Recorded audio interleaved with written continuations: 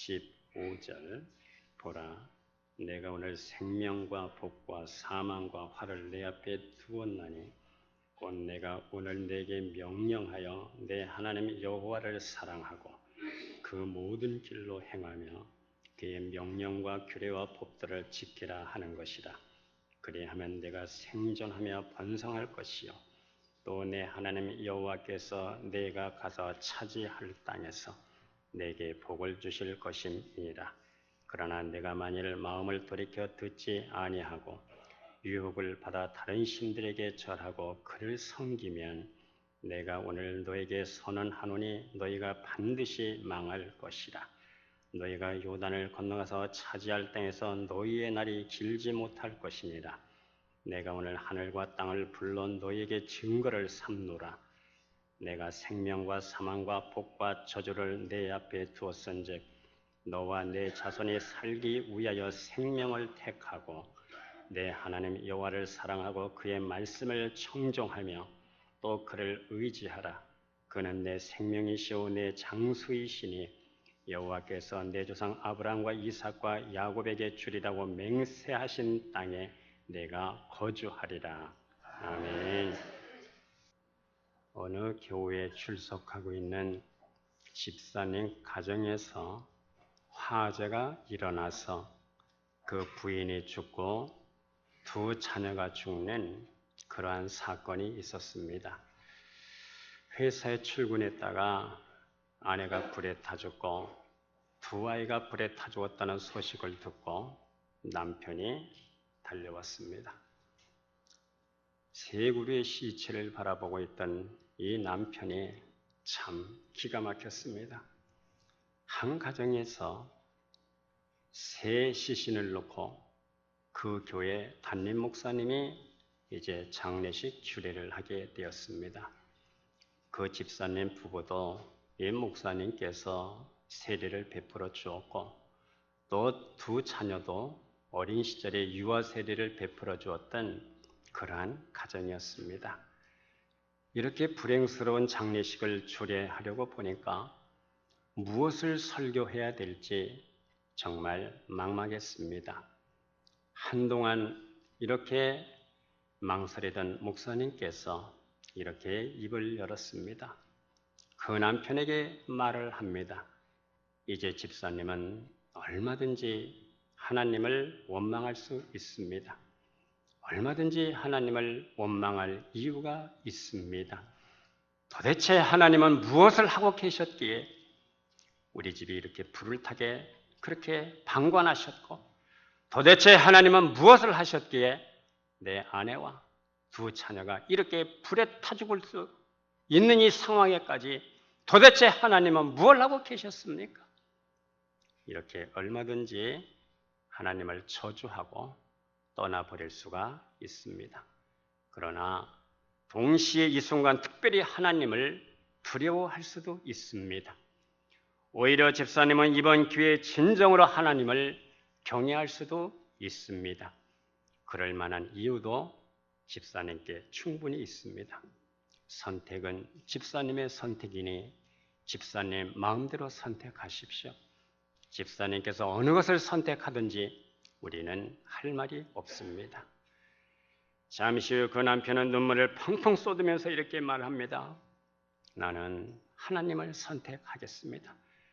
여호와 하나님을 경외하는 편을 나는 선택하겠습니다. 그 장례식에 있었던 모든 사람들이 그 말을 듣고 가슴이 울렁거리고 그리고 은혜를 받았습니다. 그렇습니다. 신앙생활이라고 해서는 내가 어느 형편에 있든지 어느 상황에 있든지 순간순간 날마다 우리는 선택하며 살아가는 것이 신앙생활입니다. 인생은 선택이라는 말이 있습니다. 음식점을 가도 무슨 음식을 선택해야 될지 선택을 해야 됩니다. 내가 오늘 교회를 가는데 무슨 옷을 입고 나가야 할지 옷도 선택을 해야 됩니다. 내가 무슨 직업을 가져야 될지 직업도 선택입니다. 선택은 자유지만은 그 선택의 결과는 한평생 내게 책임으로 다가오는 것입니다. 하나님은 우리 인간에게 자유의지를 주셨습니다. 그래서 선택은 우리의 자유입니다. 그러나 그 결과는 한평생 내가 책임을 져야 됩니다. 우리가 성경에 보면은 에덴 동산은 분명히 낙원이었습니다. 모든 것들이 다 갖추어져 있는 그러한 행복한 낙원이었습니다. 그런데 여기에 선과 악을 알게 하는 나무가 있었습니다. 이것은 하나님의 세계, 하나님의 지혜, 그리고 하나님의 임재의 상징이었습니다. 그런데 하나님께서 이것만은 먹지 마. 하나님은 제한된 자유를 주셨습니다. 물고기는 물속에서 자유함을 얻을 수가 있습니다. 인간은 물 밖에서 땅에서 자유를 얻을 수가 있습니다. 새는 날아다니는 하늘에서 자유를 얻을 수가 있습니다. 이렇게 만물에게 하나님은 제한된 자유를 주셨습니다. 부족하다는 것은 우리가 다 가지지 못했다, 그런 뜻이 아닙니다. 꼭 필요한 것을 갖지 못했다 하는 뜻입니다. 반대로 부족함이 없다는 말은 모든 것을 다 가졌다는 뜻이 아닙니다. 필요한 것을 내가 가졌다, 채워졌다, 그런 뜻입니다. 요즘 젊은 사람들에게 결혼하는 상대방에게 나와 결혼하면 행복하게 해주겠다는 약속을 하는 것을 종종 보게 됩니다. 그러나 1차적으로 상대방을 행복하게 해주기 위해서 1차적으로 내가 먼저 행복해야 됩니다. 내가 행복하지 못하면 다른 사람에게 행복을 해줄 수가 없는 거예요. 전달할 수가 없습니다. 행복이라고 하는 것은 돈으로만 만들어지는 것이 아닙니다. 행복은 대단히 종합적인 것입니다. 행복은 내가 행복해야 다른 사람을 행복하게 해줄 수가 있는 것입니다. 내가 행복하지 못하다면, 행복할 줄 모른다면 상황을 바꾸어도, 환경을 바꾸어도 행복하지 않습니다. 때문에 행복한 사람은 어디를 갖다 놓아도 행복합니다. 불행한 사람은 때와 장소를 바꾸어 놓아도 역시 불행합니다. 일을 바꾸고 직장을 바꾸어 놓아도 역시 불행합니다. 에덴 동산은 충분히 행복할 수가 있었습니다. 그런데 불행해진 이유는 선택을 잘못했다는 겁니다. 인류의 첫 번째 사람인 이 사람들의 마귀의 말을 선택을 했습니다. 하나님의 말씀은 선악을 알게 하는 열매나무는 먹지 마, 먹는 날에는 반드시 죽어. 이것이 하나님의 말씀이었어요. 그러나 마귀는 역으로, 반대로 죽지 않아. 하나님께서 너에게 먹지 말라고 한 것은 먹는 날에는 너희 눈이 밝아져서 너희가 하나님같이 되기 때문이야. 그래서 먹지 말라는 거야. 이제 자유의지가 있습니다. 하나님의 말씀을 선택할 것인가? 마귀의 말을 선택할 것인가? 선택은 자유입니다. 그러나 그 선택의 결과는 책임으로 내게 다가오는 겁니다. 첫사람 아담의 선택을 잘못해서 이 땅에 죽음이 오게 됐습니다. 그런데 하나님께서 두 번째 아담을 우리에게 보내주셨습니다. 다시 선택할 수 있는 제2의 기회를 우리에게 주셨습니다. 이 두 번째 아담이 바로 예수 그리스도이십니다. 이 두 번째 기회가 이제 마지막 기회입니다. 이 선택에서 영생과 영벌로 나누어지게 됩니다. 이 선택이 이 땅에서 우리에게 주어지게 된 것입니다. 신학은 선택입니다. 하루하루 순간순간 날마다 우리는 선택하면서 살아가는 겁니다. 우리가 성경에서 잘못 선택해서 인생에 불행해진 사람 몇 사람이 있습니다. 지지난주에 설교했던 대로 롯은 화려한 것을 선택했어요. 그러나 그들의 소돔과 그리고 고모라의 죄악을 알지 못했습니다. 그래서 롯의 인생은 불행해진 겁니다. 하나님이 버린 것, 하나님이 불태운 것을 거기에 미련을 두고 있다가 롯의 아내는 소금 기둥이 되었습니다. 그러나 아브라함은 하나님을 선택했고 그분의 말씀을 선택했습니다. 그래서 믿음의 조상이 됐어요. 독자 이삭을 내게 바쳐라 했을 때도 이런 시련 속에서도 하나님의 말씀을 기꺼이 선택을 했습니다. 오늘 본문에 보면은 하나님은 생명과 사망, 복과 저주를 너희 앞에 두었다고 말씀합니다. 생명을 선택하든지 사망을 선택하든지 복을 선택하든지 저주를 선택하든지 그것은 자유입니다. 생명을 선택하고 복을 선택한다는 의미는 하나님의 말씀을 선택한다는 뜻이고, 사망을 선택하고 저주를 선택한다는 의미는 우상을 선택한다는 의미입니다.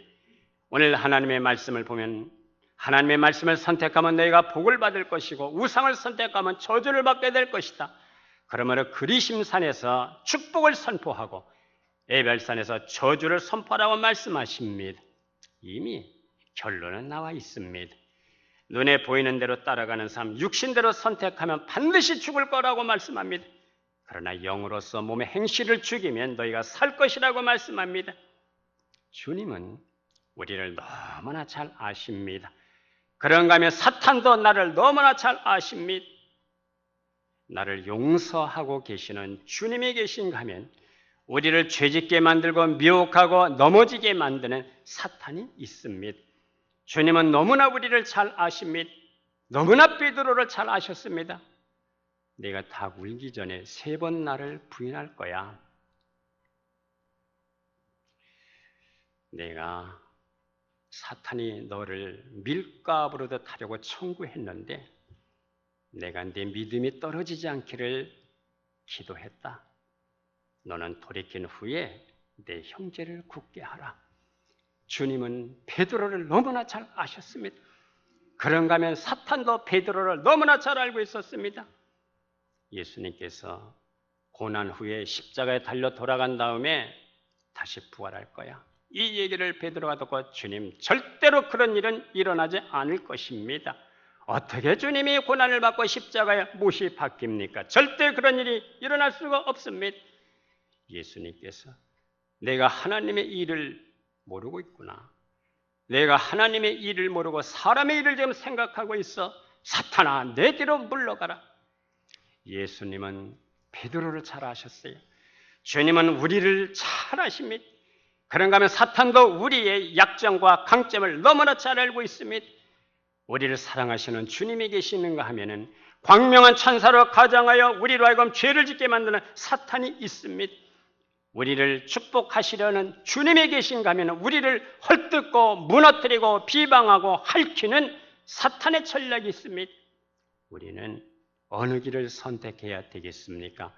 그리스도의 몸인 교회를 세우는 성령의 역사가 있는가 하면은 그리스도의 교회를 무너뜨리고 그리고 주저앉게 만드는 사탄의 전략이 여기에 또한 있습니다. 우리는 분별을 차려야 됩니다. 어느 길을 선택해야 되겠습니까? 우리는 성도가 성도로 살기 위해서 예수님께서 일찍이 말씀을 하셨습니다. 첫째, 좁은 문을 들어가라. 좁은 길로 선택하라는 겁니다. 마태복음 7장에 보면 좁은 문이 있어요. 좁은 길이 있습니다.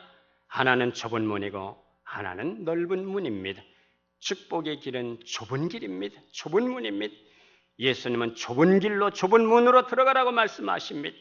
멸망으로 인도하는 문은 넓어 그리고 화려해. 그리로 들어가는 사람이 너무나 많다는 겁니다. 그러나 생명으로 인도하는 문은 좁아 협착해서 험해서 찾는 사람이 적다는 것입니다. 좁은 문은 생명의 길이지만은 그러나 찾는 이가 적어요. 그러나 그 마지막은 영원한 행복입니다. 멸망으로 인도하는 문은 그 길이 크고 넓어서 화려하고 그 길을 찾는 사람이 너무나 많아요. 그러나 그 마지막은 멸망입니다. 길이 좁다는 것은 무슨 뜻입니까? 내가 가지고 있는 모든 것을 가지고 갈 수가 없다는 겁니다. 우리는 성경에서 어리석은 부자 얘기를 잘 알고 있습니다. 예수님께서 부자에게 이렇게 말씀하셨어요. 부자는 천국에 들어가기가 대단히 어렵다. 약대가 바늘길로 들어가는 것이 부자가 하늘나라에 들어가는 것보다 더 쉬워. 예루살렘의 문은 저녁이면 닫습니다. 그러다 보니까 늦게 들어오는 사람이 있어요. 그러면 소위 말하는 요즘 쪽문을 만들어 놓는 겁니다. 겨우 몸만 들어갈 수 있는 겁니다. 이게 바로 좁은 문, 좁은 길입니다. 그러나 누가복음에 보면은 누가는 의사이기 때문에 이 바늘기라고 하는 말을 글자 그대로 우리가 바느질할 때 바늘, 의사이기 때문에 바늘기를 그대로 의사 용어로 썼습니다. 문은 좁아서 무엇을 가지고 들어갈 수가 없다는 겁니다. 생명만 생각하여 들어갈 수가 있는 길이 바로 생명의 문입니다. 1912년 호화 여객선 타이타닉 호의 얘기 우리 잘 알고 있습니다. 이 여객선은 11층으로 되어 있습니다. 대형 수영장이 있고 초호화 스웨트 룸이 마련되어 있고 실내 체육관이 있고 찬란한 샹들리에가 달려 있습니다. 대형 레스토랑이 있습니다. 넓은 산책 코스도 만들어 놓았습니다. 한마디로 초호화 여객선입니다. 그런데 이 여객선이 빙산에 충돌해서 2223명 중에서 1513명이 죽었어요. 그리고 710여 명이 구조가 됐습니다. 한 기부인이 구조선을 타려다가 이 두꺼운 물방울 다이아몬드가 생각이 났습니다. 그래서 안내하고 있는 선원에게 잠깐만 기다려 주십시오. 내가 물방울 다이아몬드를 잠시 잊고 가져오지 않았습니다. 선원은 다급하게 부인, 그러면 5분 안에 오셔야 됩니다. 5분이 지나면 배는 떠나게 됩니다. 부인이 선실로 들어가 보니까 여기저기 사람들이 정말 버려놓은 금팔찌가 정말 천지백거리 보석들이 널려 있습니다. 이것을 두고 오기가 너무너무 아까워요. 근데 정신없이 막 주워 담았습니다. 와 보니까 이미 구명선이 떠났습니다. 이제는 발을 동동 거려도 굴러도 소용이 없습니다. 이런 상황에서는 생명만 생각해야 되는 겁니다. 생명만 생각해야 구조가 될 수가 있습니다. 오늘 본 말씀은 이스라엘 백성들을 구속하시고 많은 시련을 통해서 훈련시키시고 이제는 요단강을 건너가기 직전에 저기 가나안 땅을 바라보면서 하나님께서 백성들에게 주신 말씀입니다. 생명을 선택하라. 내 운명은 내가 결정하라는 겁니다. 오늘 보면 15절에 보면 보라 내가 오늘 생명과 복과 사망과 화를 내 앞에 두었다고 말씀을 합니다.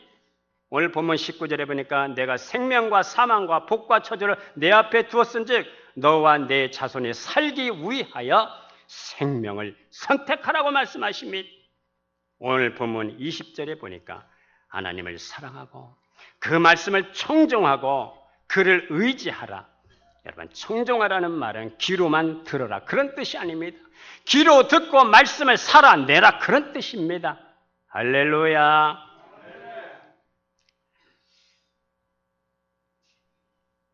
설교를 준비하다 보니까 군대에 있었던 일들이 종종 생각이 날 때가 있습니다. 이 남자들만 군대에서 생활하다 보니까 뭐 훈련받고 오면은 뭐 땀 냄새가 진동을 하고 발 냄새가 진동을 해요. 토요일 날마다 가끔 이제 내무반 검사를 하지요. 소대장님이 검사를 할 때도 있고 또 중대장이 검사를 할 때도 있고 그렇습니다. 가끔 대대장이 와서 내무반을 한번 쭉 이제 돌아다닐 때가 있습니다. 대대장님이 오실 때는 좀 격려 차원에서 여러분들 힘들지만은 힘 잘 내고 군대 생활 잘 마치고 돌아가기를 바랍니다. 이런 격려 차원에서 가끔 이제 대대장이 이제 순시를 할 때가 있습니다. 그때는 대대장님이 오시면 특별히 청소를 더 잘 해놓아야 됩니다. 남자들이라 뭐 땀 냄새가 나고 발 냄새가 나니까 머리를 쓴 게 뭐냐면 뭐 향수가 군대에 어디 있습니까? 그럼 치약을 짭니다. 있는 대로 치약을 짜서 그걸로 걸레를 빨아요. 걸레를 빠면 향긋합니다. 잠시. 그걸 가지고 이제 구석구석 닦아요. 닦으면은 잠시 그 치약 냄새 때문에 향긋합니다. 그렇게 머리를 씁니다. 어느 이제 그 군대 생활을 하던 분이 이런 글을 잡지에 쓴 걸 봤어요. 토요일 오후에 대대장님이 오신다고 해서 이제 청소를 열심히 하고 침상 3선에 정리를 하고 있습니다. 대대장님이 이제 훈시를 하고 그리고 훈시가 어느 정도 끝났을 때에 쫄병, 가장 온 지 얼마 안 되는 쫄병에게 이렇게 물었답니다. 자네 무슨 소리인지 알겠나? 그때 마침 새가 울었답니다. 밖에서. 이 쫄병이 얼마나 그 긴장을 했는지 예! 1병, 2병 누구누구 새소리입니다.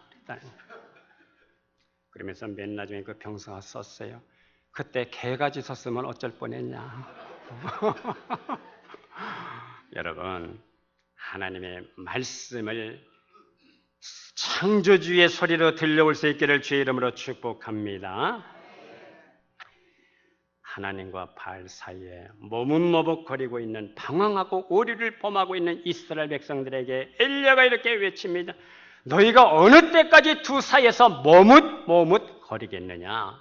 성도 여러분, 우리가 이 땅을 살아가면서 세상을 무시할 수는 없어요. 그러나 어느 때까지 우리가 하나님과 세상 사이에서 머뭇거리겠느냐는 겁니다.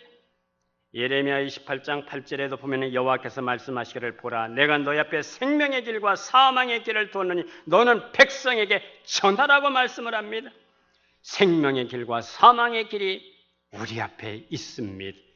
이 생명의 길은 어떤 대가를 치르고 나서라도 갈 수 있는 가치가 있는 그러한 길입니다. 그러나 생명의 길, 믿음의 길, 진리의 길, 그 길은 예수님과 부딪힌 경험이 없으면 확신을 갖기가 어려워요. 좁은 길이라는 것은 예수님과 부딪히고 그분에게 굴복된 자만이 확신 있게 선택할 수 있는 길이 바로 생명의 길, 바로 좁은 길, 바로 좁은 문입니다. 어떤 분이 좋은 생각이라는 얇은 잡지가 있습니다. 거기에 나온 얘기입니다. 어느 젊은 총각의 여자친구가 있었는데요. 회사에서도 열심히 일을 해서 어느 날 진급을 하게 됐습니다. 이 기쁜 소식을 자기가 사랑하는 여자친구에게 가장 먼저 전하고 싶었다는 겁니다. 그래서 만나자 해서 저녁에 만났어요. 그런데 이 여자친구의 마음을 한번 시험해 보고 싶었습니다. 그래서 저녁을 먹으면서 아주 심각한 표정으로 깊은 한숨을 쉬면서 나 오늘 회사에서 잘렸어. 잠시 침묵이 흘렀습니다. 이렇게 얘기를 했습니다. 우리 결혼해서 부모님이 계신 시골에 내려가서 부모님을 도우면서 같이 농사 지으면 안 될까? 여자친구가 잠시 생각을 하더니 알았어. 우리 그렇게 해. 우리 결혼하고 나서 시골에 내려가서 부모님과 함께 농사 지으면서 살아. 이 젊은 친구가 참았던 웃음이 터져나왔어. 그는 여자친구에게 주먹으로 등어리를 맞으면서 얼마나 행복했는지 행복하게 맞아주었답니다.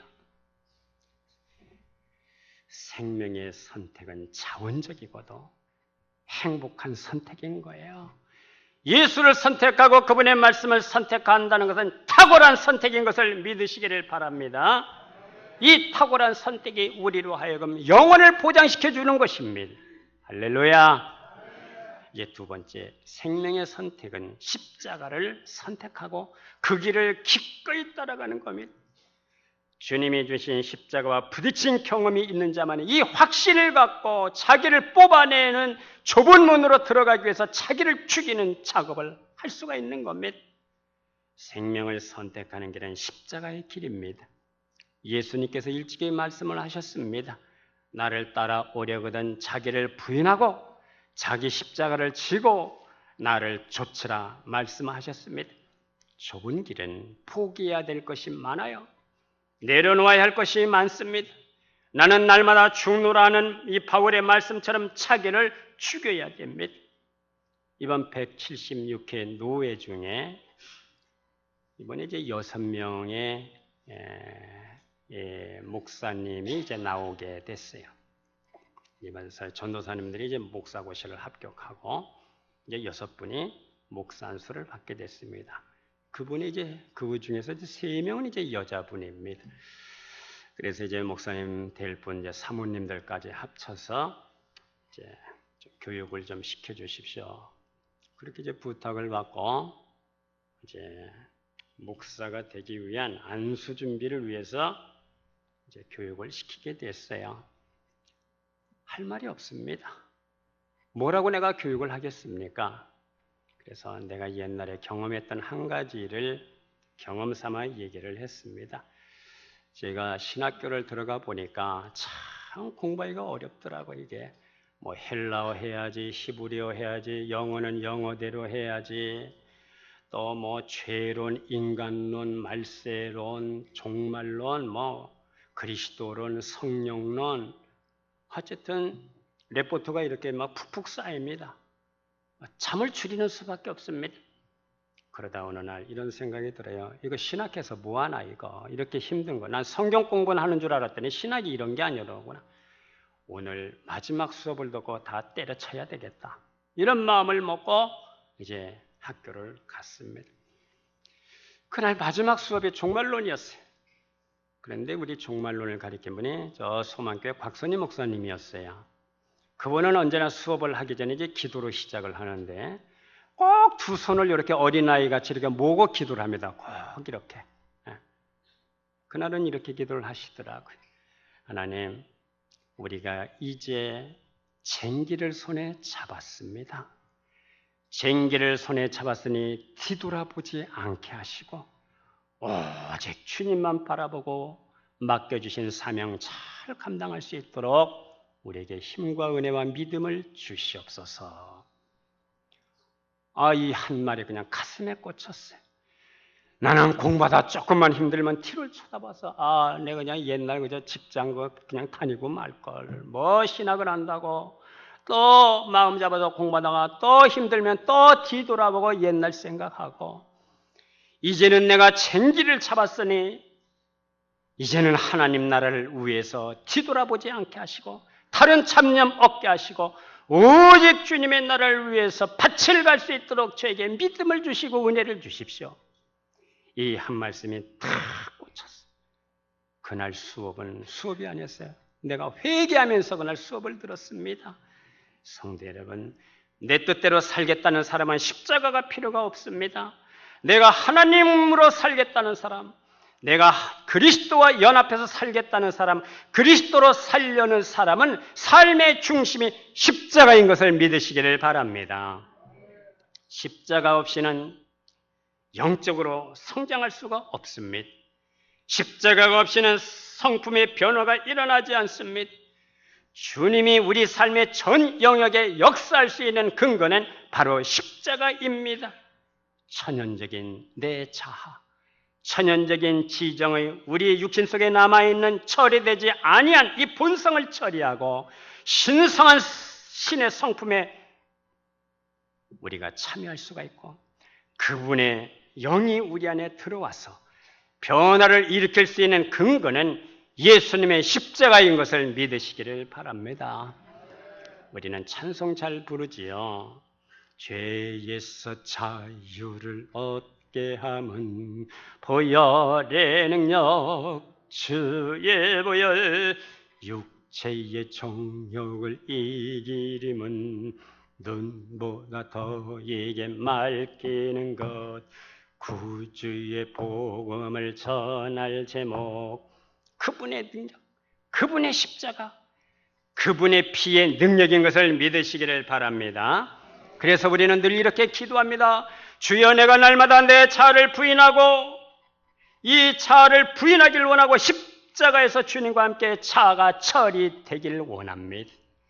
주님이 겟세마네 동산에서 경험하셨던 것처럼 내가 삶의 현실에서 경험하고 내 자신을 부인하고 아버지의 뜻을 따랐던 예수 그리스도처럼 겟세마네 동산의 체험을 통해서 하나님과 깊은 교통이 일어나게 하시옵소서.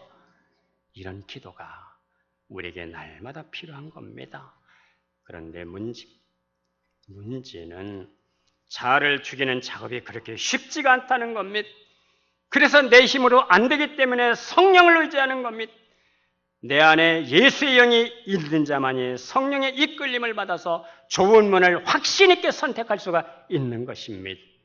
그리고 그 결과는 영광스러운 부활입니다. 부활의 권능이 내 안에서 생명으로 성령으로 역사하는 것을 우리는 날마다 경험할 수가 있는 것입니다. 부활절만 부활이 아닙니다. 이 어두운 세상에서 생명의 권능이, 부활의 권능이 오늘도 우리를 주장할 수 있기를 주의 이름으로 축복합니다. 어느 날 우리의 도착점은 서로가 다 다를 것입니다. 어떤 사람의 도착점은 멸망이고 어떤 사람의 도착점은 영생이고 구원이 될 것입니다. 이 세상에서 내가 어떤 문을 선택했느냐, 어떤 길을 선택하느냐에 따라서 영원한 운명이 결정되어지는 거예요. 그 결정이 죽어서가 아니라 이 땅에서 이미 결정되어지는 것입니다. 우리는 좁은 문으로 가기 위해서 성령의 역사가 내 안에 활성화되기를 축복합니다.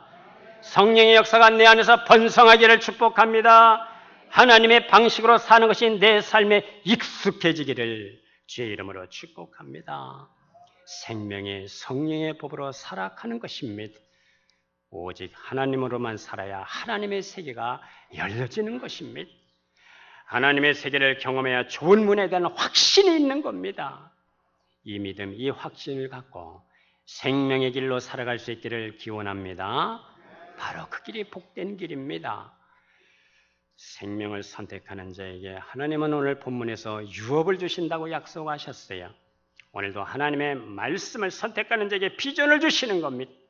오늘 본문 20절에 보니까 아브라함과 이삭과 야곱에게 주리라고 맹세하신 땅에 내가 거주하리라. 이 비전과 약속은 이중적입니다. 하나는 현실적인 약속입니다. 하나님께서 아브라함에 진짜로 땅을 주셨어요. 정말 큰 민족을 이루게 하셨습니다. 현실적이고도 현실이 있는 비전입니다. 그리고 또 하나의 비전은 이 현실적인 비전을 통해서 우리는 영원한 땅을 약속을 받는 겁니다. 영원한 땅, 영원한 상급, 영원한 유업을 약속받는 겁니다. 그런데 이 땅에서 그 약속을 받지 못한 사람은 그 나라에서도 받을 땅이 없다는 겁니다. 이 땅에서부터 하나님의 영광과 그 능력을 드러내지 못한 사람은 그 나라에 갔을 때에도 멸류관이 없다는 겁니다. 영원한 땅을 얻고 멸류관을 얻은 사람은 이 땅에서부터 하나님의 말씀을 기꺼이 선택한 사람들, 그분의 음성에 청종한 사람들입니다. 하나님을 선택하고 십자가를 기꺼이 선택해서 겟세마네에서 주님의 뜻을, 하나님의 뜻을 이루었던 예수 그리스도처럼 우리도 하나님의 뜻을 묻고 그 길을 기꺼이 선택할 수 있기를 축복합니다. 우리가 히브리서 11장을 보면 믿음으로 산 사람들의 특징이 나와 있어요.